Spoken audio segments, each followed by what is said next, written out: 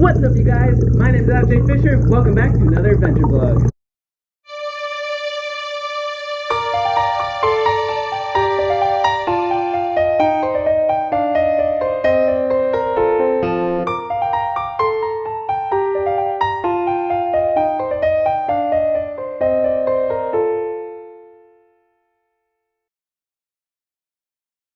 How are you guys? It's pretty darn hot out today. I'm back in Texas after being in South Dakota for a while.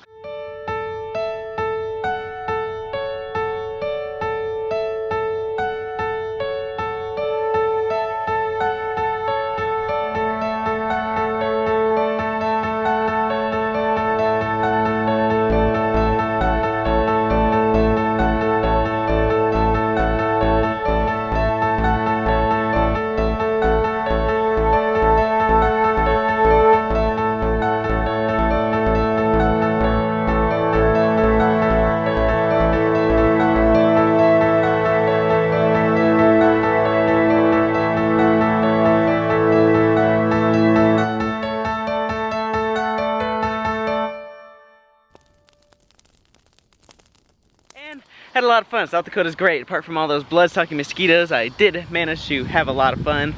Did some metal detecting. Alright guys, so I'm out here metal detecting and I noticed there was a swallow over here that was kind of going crazy and I was wondering why, and now I see that one of its little babies is sitting here. There goes the mom, so I'm not gonna disturb the family too much, but yep, there's the little guy right there just staring back at us. So I'm gonna leave them to their business.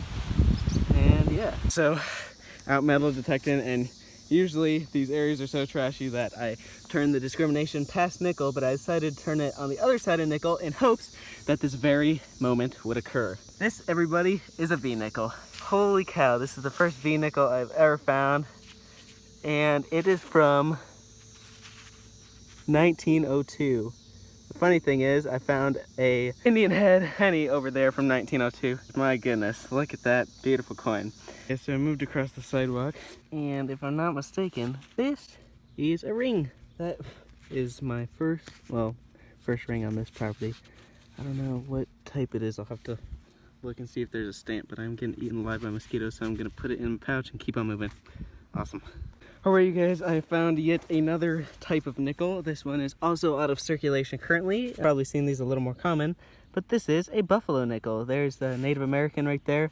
The date will be right there. They tend to get rubbed off, but once I clean it up, I should be able to see for sure. Then there's a buffalo on the back, and that's where it gets its name. That's pretty awesome. That's the second one I've ever found, so pretty cool.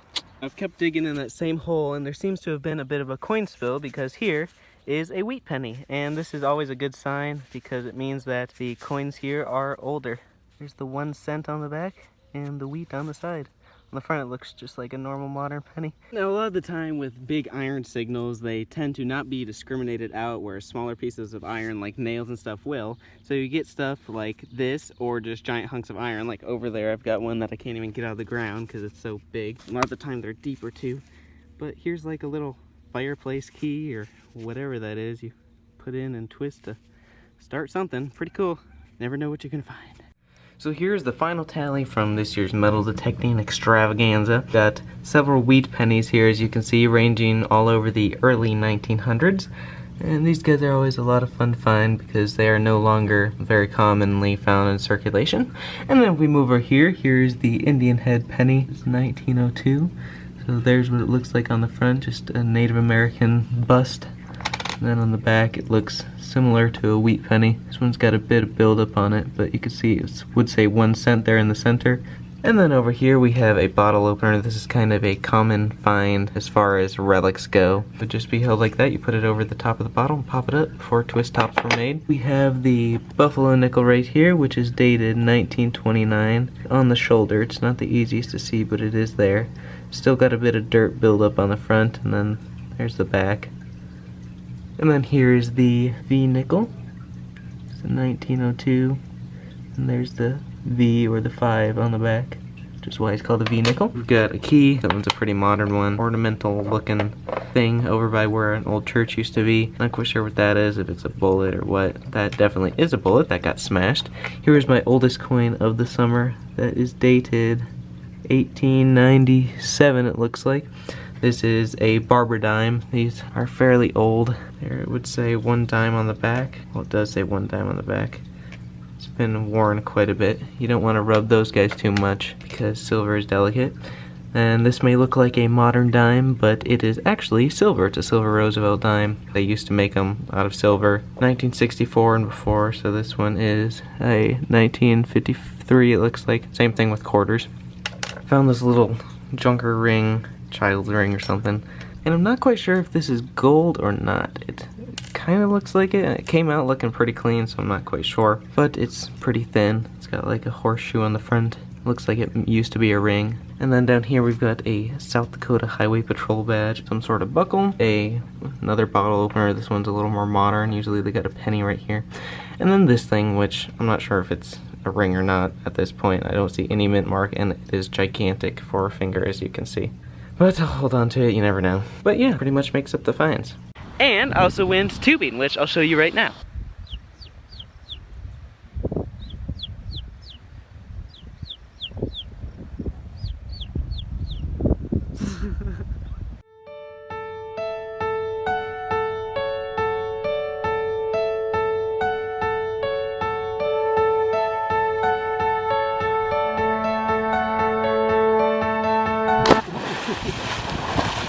Ow, I backhopped again. Good job. We go like this. He's too wild.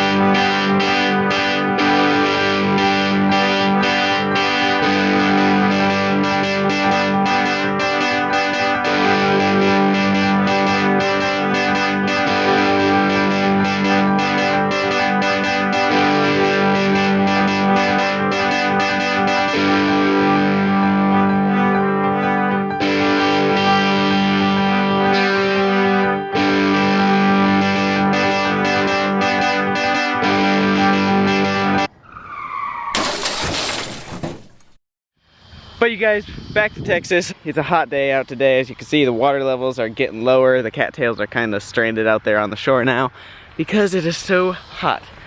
So I'm gonna go ahead, head inside. Every time I come back from a trip, first thing I like to do is come over and check out the terrariums. Now, this terrarium is doing fantastic. That's the original terrarium that we had built. Or no, this is technically the original terrarium. This is the first normal terrarium. But if we come over here to this guy, he is not doing so well. This is the one that looked pretty cool. It was my favorite terrarium. It had moss and these plants in it. But something went wrong somewhere along the way, and the environment is not sustainable for these types of plants. I think it's about time to recycle that jar into another terrarium. But if we come over to this guy, it's looking nice and healthy. There's a bit of grime on top, but I guess that's just all part of nature. It's not exactly the cleanest thing. And I have seen some slugs roaming around. Not seeing any at the moment, but they have been there. You can see the plants are pushing up against the lid right here, which is pretty cool. It's just a vast expanse, like a little forest in there. Lots of lily pad looking things. You can see it's a bit clearer on that side. It's nice and healthy. Whatever's going on in there is working out just fine. I'm sure there's lots of little creatures in there. It's just they are hidden within the little jungle that I have made them. And then if we go over to the last terrarium, you can see it's also pretty dirty. There are some plants still living. There's a pretty green piece of moss right there. There's a little plant right there. Sometimes there's just shortages of plant growth, and then every once in a while it'll pop back up and explode with life. And hopefully that's what this guy will do by the time Christmas comes around, so that we can put it back up on the tree. But you guys, unfortunately I have to bring you some bad news. Mr. Dobie is no more. Unfortunately, he had some health issues related to pufferfishes, and before I left for the summer, he reached the end of his life. And he was pretty much fully grown by the time that I had gotten him. Now I've got some baby platies or mollies or something in there. As far as Dobie goes, when I first got him, I noticed some weird little squiggle marks on him. And I looked it up, and there's a parasite called nematodes that are very common in pufferfish. Now, because pufferfish are so difficult to breed in captivity, especially that type of pufferfish, they tend to catch them from the wild. And out in the wild, you know, there's all sorts of things that the pufferfish can contract, and nematodes is one of them. I guess pufferfish are a very easy target because they're such a big, slow-moving fish that the nematodes can crawl under their skin and live off of the pufferfish. And unfortunately, there's really nothing you can do for them. I saw that some people have done surgery on their pufferfishes before, but that's kind of a gamble, and it puts the pufferfish under a lot of stress. And you know, with fish, there's really not much you can do. That's kind of the thing with having fish, is they're constrained to this little atmosphere of water that we have created for them, and you can't really take them out to get them fixed. It's not as easy, is what I'm saying.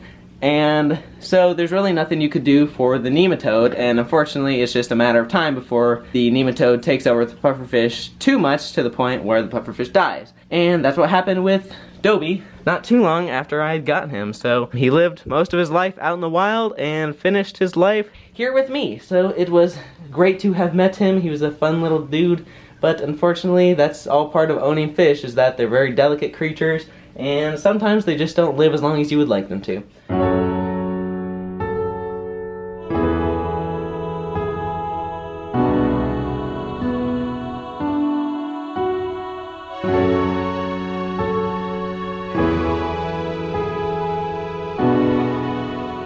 But in the wake of owning Dobie, I have tons of snails. There's one snail right there. There is another snail right there, and right there, and right there, and right there, and right there, and our snail breeding project has lots of snails in there. And if we come over here, there are snails everywhere. So maybe I should go ahead and get some more pufferfish, another type of pufferfish, something to eat these snails. Otherwise, I'll just let them be and hope they don't take over my aquarium. But another thing I like to do when I come back is check out my aquarium and see what new life has popped up. This guy was here before. This guy was here before. These two were much smaller before I left, and this guy, he's got some new colors on him. So this is a silver molly, and if we look, it's not so silver anymore. So there are some red stripes, orange stripes, on its body, as well as some black on its tail. But there's lots of babies. Here's the little baby right here. There's lots of little babies swimming along the bottom. But other than that, fish just kind of tend to come and go in this big aquarium. It's so self-sustaining at this point, I hardly even have to change the filter because the biology of the tank is kind of just balanced. For some reason, my moss ball here kind of exploded. I don't know how that happened. Pieces of moss all over the place. Haven't really gotten to clean up the aquariums too much yet since I got back. I just noticed there's a baby Corridora catfish right there. I have no idea how, because I have not seen any spawns since I moved them into this tank. But there he is. Here is our unintentional beehive. That was meant to be an owl house, but as you can see, our friendly pollinating little buddies over there have taken it over pretty darn well. Bees are pretty crucial to the environment. They pollinate and they make plants live. Look at all those bees today. So, for my adventure vlogs, I like to make my own background music, and I had some people asking me how exactly I do that. So I'm gonna take you behind the scenes and show you my makeshift process for creating music. So first, we're going to have to put away my fun, nice keyboard right here and take out my old one, because unfortunately, Yamaha has not created a driver for this model of keyboard yet to my type of computer. So we're gonna have to go with the old-fashioned Casio. Now we've got this one plugged in, and at the moment it is making noise. I've got my sustain pedal plugged in and everything. So what I'm gonna do is go ahead and plug in this headphone adapter to stop it from making noise, because once I plug it into the computer will be making the noise itself. I'm gonna go ahead and open up GarageBand, and I'm gonna go ahead and click keyboard collection, and we've got a fresh play area, and we're gonna go ahead and connect this cord. That one end is connected into the keyboard, the other end is gonna go right into the USB outlet. I'm going to go ahead and click a button, and you can hear that it's coming through the computer speakers. So I can go through and choose a number of different instruments. Here I've got a bunch of different types of keyboards. If I want something like a bell, I just type in bell and there's a million different bells that I can choose from. You can adjust the different sounds and everything. I'm gonna show you pretty much what I do every single time. Alright, so what I do a lot of the time is first just sit down and watch the scene, you know, without any sound. And as I'm watching it, just kind of imagining in my head what song would go along with it, you know, thinking back to like nature documentaries and stuff, like Planet Earth is great inspiration, just watching these wilderness scenes with this music in the background. And a lot of the time it's just a single pattern, so I come up with a single pattern.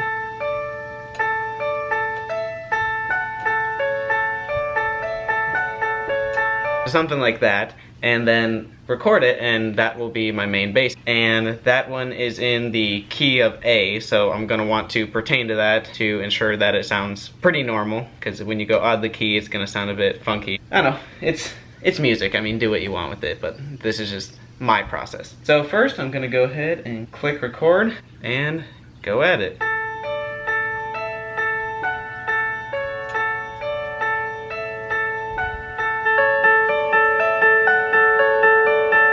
And then from there, I mean, you can just kind of mess with it how you want. If you want that same sound, you can copy and paste it, or you could change into something else in the same key to make it kind of sound good. So like,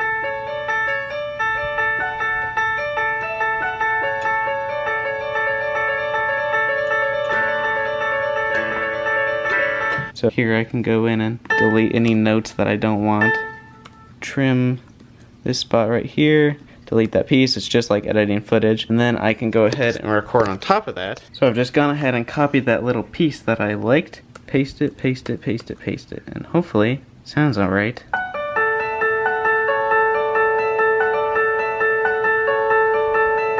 So you can tell there's a bit of a jump in there right when it's connected. So I'm gonna go ahead and go through these notes and figure out which one's causing that. Alrighty guys, so I've tweaked lots and lots of notes. And now the next step is to see if it will line up with the clip. Get out our stopwatch, and once it starts, we'll go.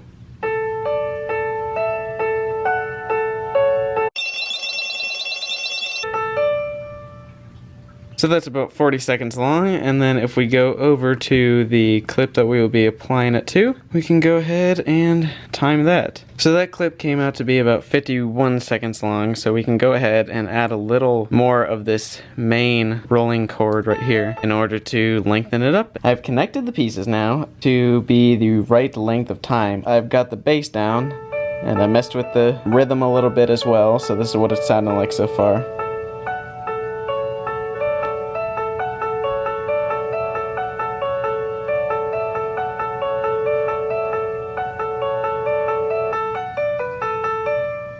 So now that we've got the difficult part down, we can go ahead and start adding other instruments. So we're looking for a, I guess, mystical type feeling, so go ahead and try a woodwind. So it's gonna be in the same key, so make sure you're staying in the same key as far as your notes go.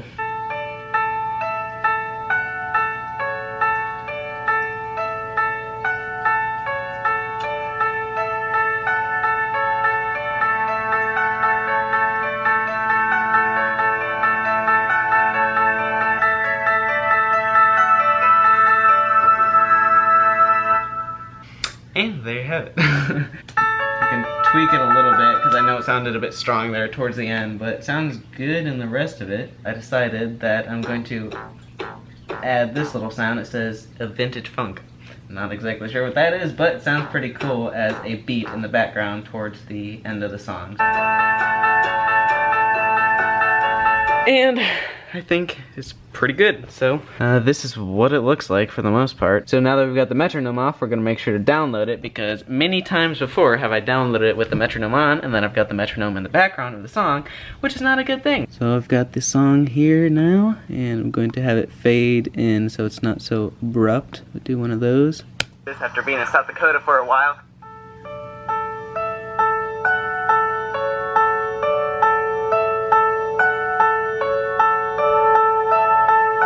obviously you have already seen this clip, so you know how it turned out. I've just got to go ahead and do the editing part, but I told you guys I would show you the process in me making songs, and there you have it. It's pretty makeshift, not the most strict. It's just kind of have fun, play with it, see what comes up in your head, and try and put it out on the keyboard. But I hope you guys enjoyed this little segment of behind the scenes.